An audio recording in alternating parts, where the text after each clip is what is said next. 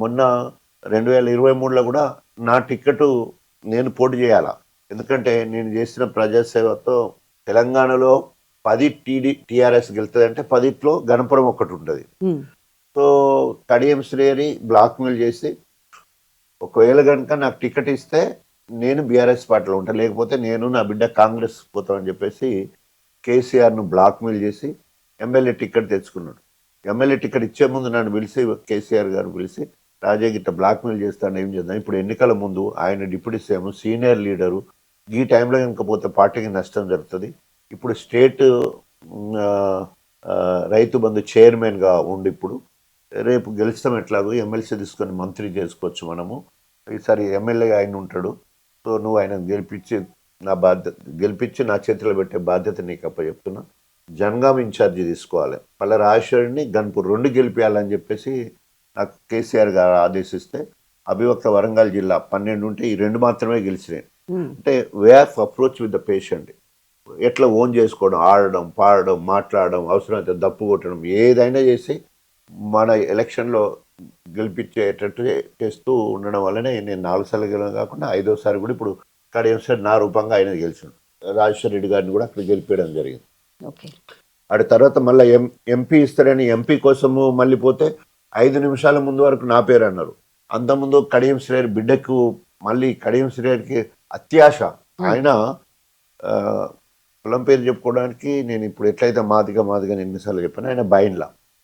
So ఆయన బైన్లని చెప్పుకోడు, cost పేరు చెప్పాడు. కానీ తెలంగాణ మొత్తంలో 13,000 మంది, వరంగల్ అవ్యక్త వరంగల్లో 600, గణపురానికి వస్తే 170 మంది వాళ్ళ పాపులేషన్. సో నా జాతి దగ్గర 33,17,000 జనాభా నాది. గణపురంలో 35% ఇక్కడ ఎస్సీలే. ఇప్పుడు మున్సిపాలిటీ అయింది, దాదాపు 6,660 మంది ఎస్సీ వాళ్ళే. అంత పెద్ద కమ్యూనిటీ ఇక్కడ, మాదిగ కమ్యూనిటీ ఎస్పెషల్లీ. సో అట్లా ఆయన ఉన్న ఇంత చిన్న కమ్యూనిటీ, బైన్ల కమ్యూనిటీ, ఆయనకు టికెట్ ఇచ్చడే ఎక్కువ.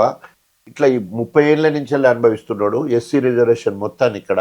మళ్ళీ బిడ్డకు కూడా ఎంపీ టికెట్ కావాలనము అసలు ఎవరు ఏమంటారు, ఎవరు కూడా దాన్ని యాక్సెప్ట్ చేయరు. కానీ ఆ కేసీఆర్ యాక్సెప్ట్ చేసి బిడ్డకు కూడా ఎంపీ టికెట్ ఇచ్చిండు. ఎంపీ టికెట్ పార్టీ ఫండ్ ఇచ్చిండు.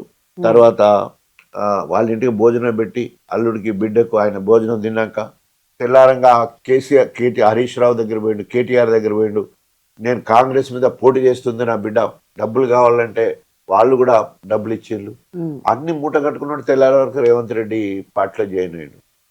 ఏం చేస్తారు చెప్పు, మొత్తం కూడా ఆధారాలు ఇవ్వంటున్నాడు కదా సార్, ఆధారాలు చూపించండి అంటున్నారు. ఇప్పుడు రాజకీయాలలో ఎలక్షన్లలో ప్రతి ఇంటికి పైసలు ఇస్తారు, ఆధారాలు చూపించాలి.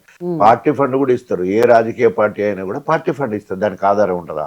కాంగ్రెస్ వాళ్ళు పార్టీ ఫండ్ ఇస్తారు, బీజేపీ వాళ్ళు పార్టీ ఫండ్ ఇస్తారు, అట్లా బీఆర్ఎస్ కూడా పార్టీ ఫండ్ ఇస్తుంది. ఓపెన్ గా కేసీఆర్ చెక్కే ఇస్తాడు. కేసీఆర్ గారు నామినేషన్ బీఫామ్ ఇచ్చిన చెక్కే ఇస్తాడు, డబ్బులు అవి ఖర్చు పెట్టాలని కూడా చెప్తారు. అది ఎందుకంటే పార్టీకి ఫండ్ ఉంటుంది. ఇప్పుడు డొనేషన్స్ వస్తాయి, పార్టీ డొనేషన్స్ వస్తాయి, ఈ అభ్యర్థులకు ఇస్తారు, డబ్బులు ఇస్తారు. అట్లా ఆయన తీసుకున్నాడు. ఆయన మళ్ళీ పైసలకు అమ్ముడు పోయిండు. కడియం శ్రీ అంటాడు పైసలకు అమ్ముడు పోయి కాంగ్రెస్కి వెళ్ళిపోయిండు. నేను నా బిడ్డ కేశవరావు బిడ్డ, మేము నలుగురం కనుక పార్టీ వదిలిపెట్టిపోతే మొత్తం బీఆర్ఎస్ పార్టీ కుప్ప కూలిపోతుందని రేవంత్ రెడ్డి దగ్గర నమ్మబలికి ఆడ పార్టీలో జాయిన్ అవ్వడం జరిగింది.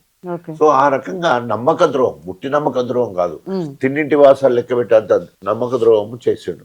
తర్వాత ఎంపీ టికెట్ కూడా నాకు కాకుండా ఎప్పుడైతే కడియం శ్రేయర్ పార్టీ మారిండో కేసీఆర్ గారు నన్ను గన్పూర్ ఇన్ఛార్జ్ గుండు రాజయ్య 3 నెలల్లోనే ఎలక్షన్లు వస్తాయి, యాంటీ డిఫెక్షన్ లా ఫిరాయింపుల చట్టం ఇప్పుడు పగడ్బందీగా రాహుల్ గాంధీనే రాజ్యాంగాన్ని సంకల పెట్టుకొని తిరుగుతా ఉన్నాడు, కాబట్టి తప్పకుండా ఫిరాయింపుల చట్టం వర్తిస్తుంది.